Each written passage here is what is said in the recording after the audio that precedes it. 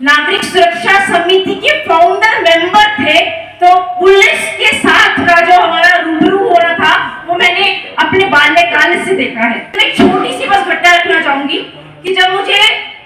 नागरिक सुरक्षा समिति में मेंबर बनाया, मेरे पास एक फोन कॉल आता है एक सज्जन का, जिनका नाम मैं नहीं लेना चाहूंगी, और वो मुझे कहते हैं कि आपकी लॉटरी लग गई। जब उन्होंने मुझे कहा अंकल, जब उन्होंने मुझे कहा कि आपकी लॉटरी लग गई, तो मुझे समझ में नहीं आया कि ये व्यंग है या मुझे शुभकामनाएं दी गई है। और मुझे उस टाइम पर राजेश जैन जी की एक बात याद आती है, जो मैंने बोला मेरे दादाजी हैं जिनसे मुझे मार्गदर्शन मिलता रहता है, और उन्होंने मुझे एक बार जब हमारी मीटिंग हुई तो मुझे समझाया था कि बेटा आप क्योंकि राजनीतिक क्षेत्र से भी आती हैं और आप सामाजिक क्षेत्र से भी आती हैं, तो आप जो बोलेंगी,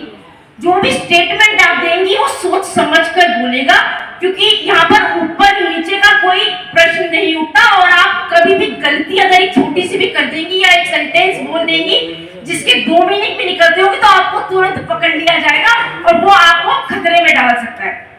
तो जब उनका फोन आया और कहते हैं आपकी लॉटरी लग गई, तो मैंने सिर्फ उन्हें इतना बोला,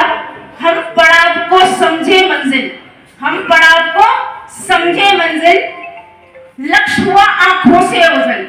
वर्तमान के मोह जाल में आने वाला कल न हो। तो मैं ये कहना चाहूंगी, अगर हम नागरिक सुरक्षा समिति से कनेक्टेड हैं, हम पुलिस से कनेक्टेड हैं, तो वो इसीलिए है क्योंकि हम समाज सेवा करते हैं, और समाज में जो लोग हमारे पास आते हैं न्याय मांगने के लिए, वो न्याय पुलिस अथॉरिटी के माध्यम से दिलवा सकते हैं। और अंत में सिर्फ एक घटना और बताना चाहूंगी, क्योंकि गुरनाम सिंह जी आज हमसे विदाई ले रहे हैं सिर्फ सदर थाने से। हम लोगों के दिलों में जहाँ पर भी आप जाएंगे, मैं कहती हूँ कि हम आपके साथ साथ चलेंगे और उस क्षेत्र की जो समस्या होगी आपके पास लेकर आएंगे। मैं एक बार गुरनाम सिंह जी के पास गई, मैंने बोला कि आप अमन कमेटी चलती है बाड़ानी ग्राउंड में, तो एक व्यक्ति है, एक बच्चा है, वो बहुत रिस्पॉन्सिबल है, क्योंकि सभी जो जन यहाँ पर बैठे हैं वो सभी रिस्पॉन्सिबल है, इसीलिए आज यहाँ बैठे हैं, तो आप उसको शामिल कर लीजिए। तो गुरनाम सिंह जी ने मुझसे ये नहीं पूछा कि वो बच्चा कौन है, कहाँ रहता है, उन्होंने 1 मिनट से पहले मुझे बोला आप भेज दीजिए, वो हो जाएगा।